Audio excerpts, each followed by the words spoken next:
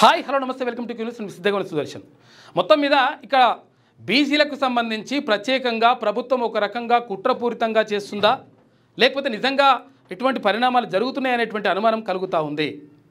అయితే విషయం ఏంటంటే సుప్రీంకోర్టులో ఇప్పటికే ఏది బీసీ రిజర్వేషన్లకు సంబంధించినటువంటి అంశానికి సంబంధించి జీవో నెంబర్ 9కి సంబంధించి మీరు హైకోర్టుకి వెళ్ళండి, ఎట్టి పరిస్థితుల్లో దీన్ని కాదు పాత పద్ధతిలో ఒకవేళ పాత రిజర్వేషన్ ప్రకారం మీరు ఎన్నికలు పెట్టుకోవాలంటే పెట్టుకోవచ్చు అని చెప్పేసి సుప్రీంకోర్టు స్పష్టం చేసింది. అయితే మరోవైపు కొండా సురేఖ మంత్రి కొండా సురేఖకు సంబంధించినటువంటి అంశం ఇప్పుడు తెరపైకి వచ్చింది. అంటే అసలు యాక్చువల్గా కొంతకాలంగా ఒక హైడ్రామా కొనసాగుతున్నటువంటి పరిస్థితి కనిపిస్తూ ఉంది.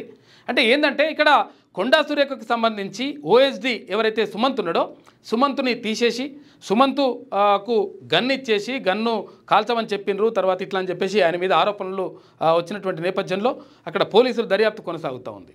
అయితే నిజంగా ఒకవేళ కొండా సురేఖ తర్వాత కొండా సురేఖ దంపతులు పంపించిర్రా అనేటువంటి ప్రచారం చేయడం మొదలుపెట్టినారు ఇప్పుడు ప్రభుత్వంలో ఉన్నటువంటి కొంతమంది, అంటే అక్కడ వాళ్ళు చెప్తున్నటువంటి ప్రకారం.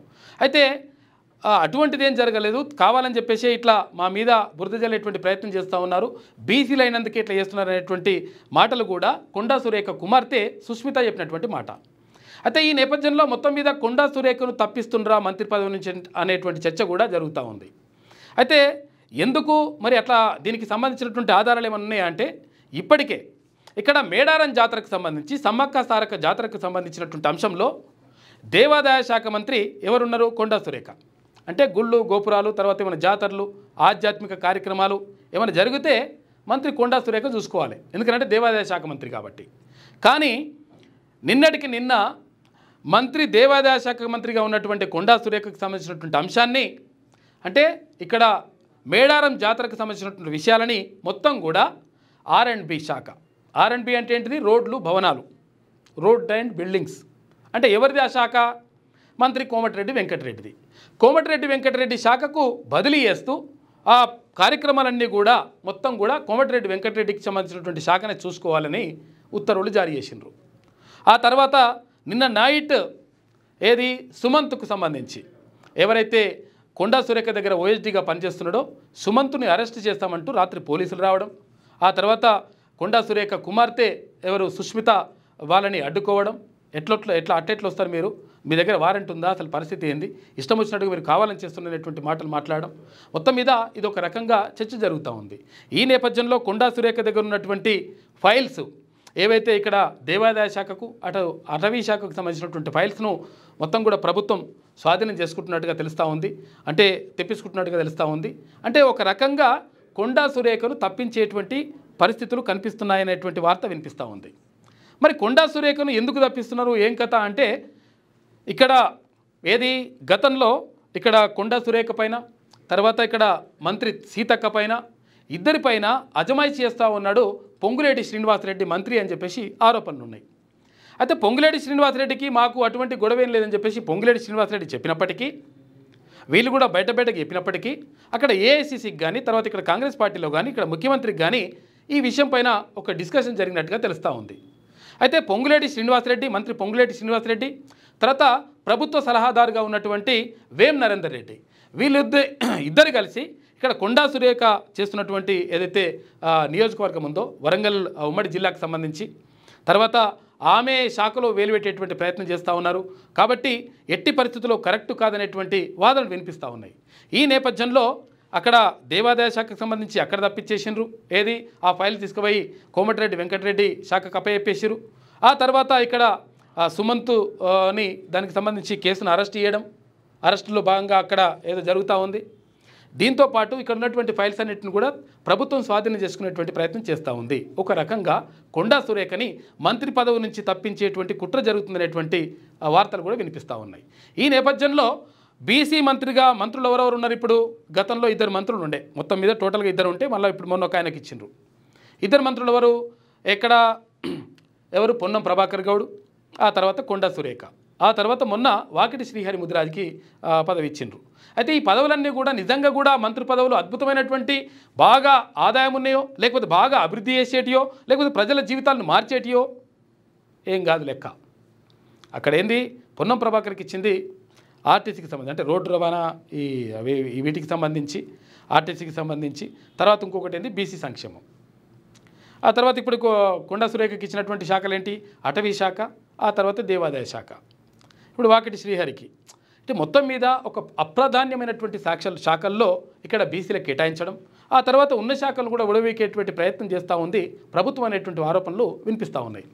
అయితే ఎందుకు ఇదంతా కూడా జరుగుతూ ఉంది అని చెప్పేసి అనుకున్నప్పుడు బీసీ వాదం బలంగా వినిపిస్తున్నటువంటి ఈ తరుణంలోనే ఇక్కడ కొండా సురేఖ పైన వేటు వేయడం, ఆ తర్వాత జరుగుతున్నటువంటి పరిణామాలు, ఆ తర్వాత సుప్రీంకోర్టులో వచ్చినటువంటి తీర్పు, ఇవన్నిటిని పరిశీలిస్తే రాష్ట్ర ప్రభుత్వం మరి ఎందుకు ఇలా చేస్తుందనేటువంటి ఒక క్వశ్చన్ మార్క్ కూడా కనిపిస్తూ ఉంది.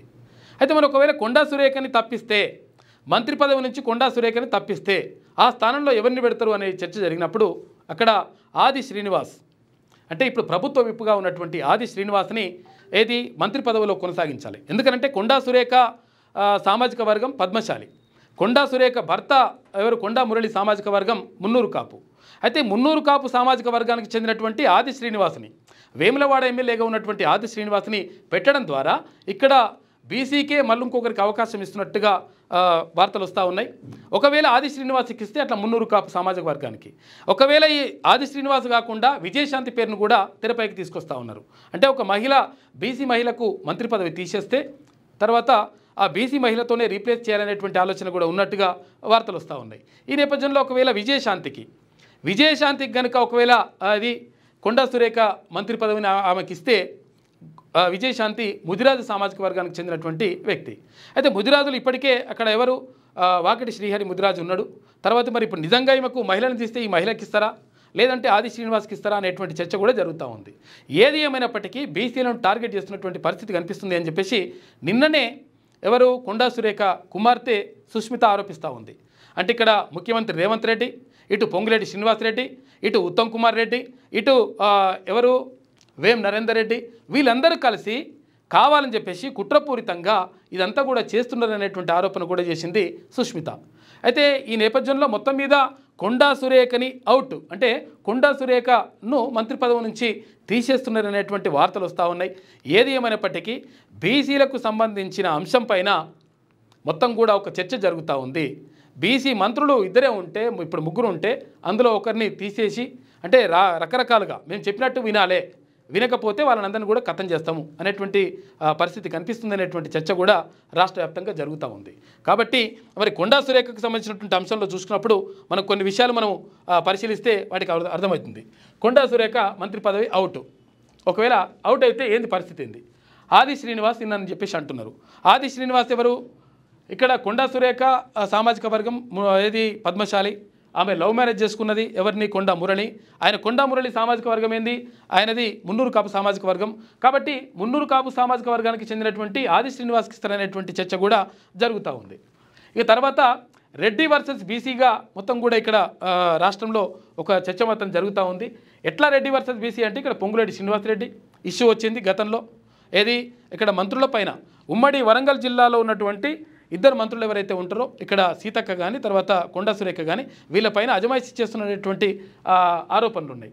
ఆ తర్వాత ఉత్తమ్ కుమార్ రెడ్డి ఇక్కడ ఓఎస్డీకి సుమంత్ను తీసేయడానికి ప్రయత్నం చేస్తూ ఉన్నారు.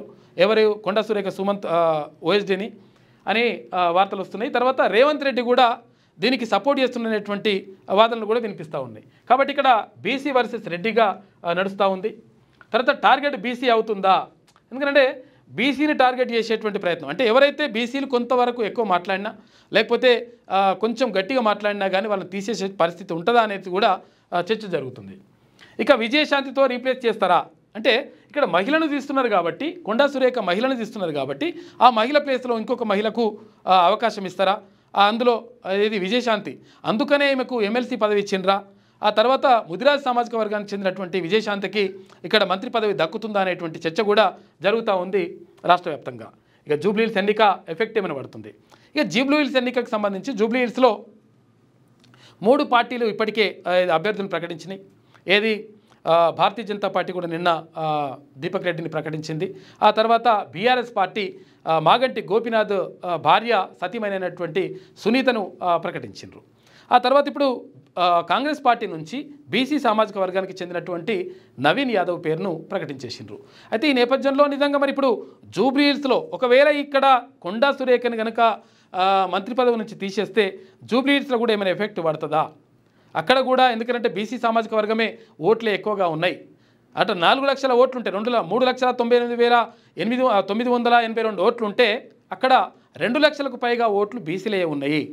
ఒక 95,000 పైచిలకు ఓట్లు అక్కడ ముస్లింలే ఉన్నాయి. ఈ నేపథ్యంలో మరి కొండా సురేఖను కనుక మంత్రి పదవి నుంచి తీసేస్తే ఏమైనా ఎఫెక్ట్ పడతా అనేటువంటి చర్చ కూడా జరుగుతూ ఉంది. ఏది ఏమైనప్పటికీ ఇప్పుడున్నటువంటి ప్రభుత్వం ఎవరైతే కొంచెం గట్టిగా మాట్లాడుతారో వాళ్ళని తీసేస్తున్నారు అనేటువంటి ఆరోపణలు మాత్రం వినిపిస్తూ ఉన్నాయి. మరి ప్రభుత్వం ఎలాంటి నిర్ణయం తీసుకుంటుంది? నిజంగా ఒకవేళ కొండా సురేఖను తీసేసి ఎవరిని మంత్రి పదవిలో కూర్చోబెడుతుంది? దీని తర్వాత వచ్చినటువంటి పరిణామాలను ఎట్లా ఎదుర్కొంటుంది అనే విషయంపైనే ప్రధానంగా చర్చ జరుగుతున్నట్టుగా కనిపిస్తూ ఉంది. మీ వ్యాపారం అభివృద్ధి కావాలని కోరుకుంటున్నారా? అయితే వెంటనే క్యూన్యూస్ని సంప్రదించండి. Schools, colleges, banks, shops, office promotions, land promotions, political promotions, restaurant promotions, hospital promotions, పుట్టినరోజు వేడుకలు, శుభకార్యాలు, వ్యాపారాలు ఏవైనా, సందర్భం ఏదైనా ఇప్పుడే క్యూన్యూస్ ద్వారా తెలియజేయండి. మీ వ్యాపారాన్ని అభివృద్ధి చేసుకోండి.